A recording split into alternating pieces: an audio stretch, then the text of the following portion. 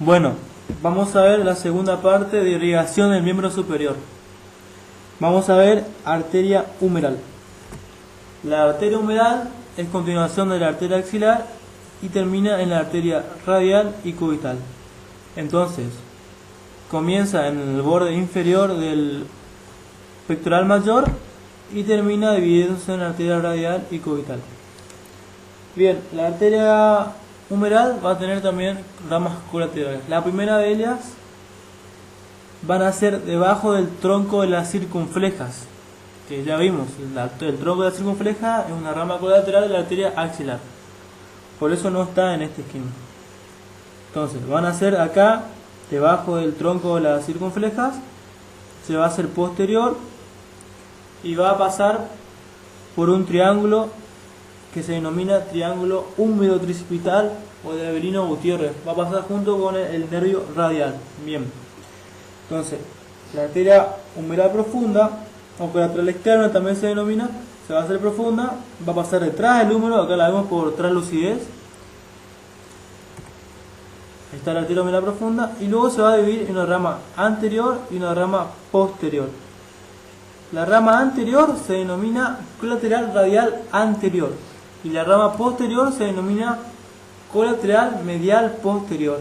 Bien, la colateral radial anterior se va a anatomosar acá con la recurrente radial anterior, que es una rama colateral de la arteria radial, y la rama colateral medial posterior de la humeral profunda se va a anatomosar con la recurrente radial posterior, que es rama de la interósea, y recordamos que la interósea es rama de la arteria cubital.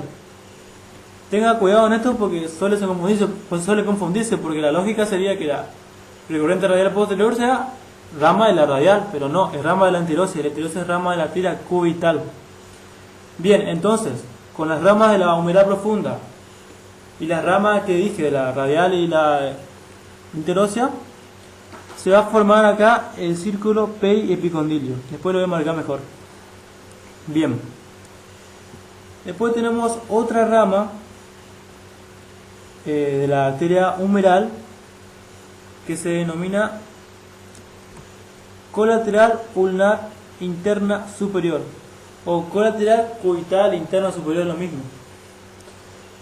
Esta arteria colateral ulnar interna superior se va a anatomosar con la recurrente cubital o ulnar posterior a esta altura.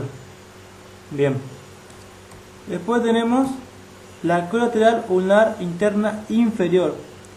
La colateral ulnar interna inferior a su vez se va a dividir en una rama anterior y una rama posterior. Bien, la colateral ulnar interna inferior, entonces la rama anterior, se va a anatomosar con la recurrente cubital anterior, y la colateral ulnar interna inferior posterior se va a anatomosar con la recurrente cubital posterior. Bien, anterior con anterior, posterior con posterior.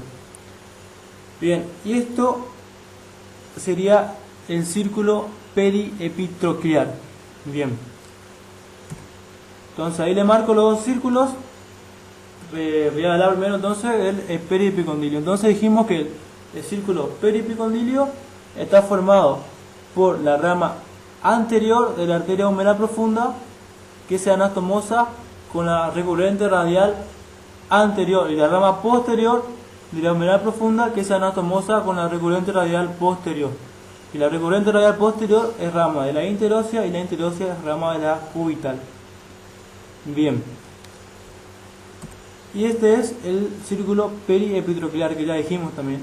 Está formado por la recurrente cubital anterior y posterior, que se anatomosa respectivamente con la recurrente cubital anterior con la colateral ulnar interna inferior anterior y la recurrente cubital posterior, que se anatomosa con la arteria colateral ulnar interna inferior posterior.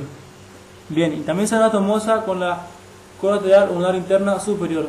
Pero algunos autores dicen que la colateral interna superior no se anatomosas con nada. Yo le digo que es anastomosa porque en la bibliografía que yo trabajo, que es la Jet, dice que sí, es anastomosa.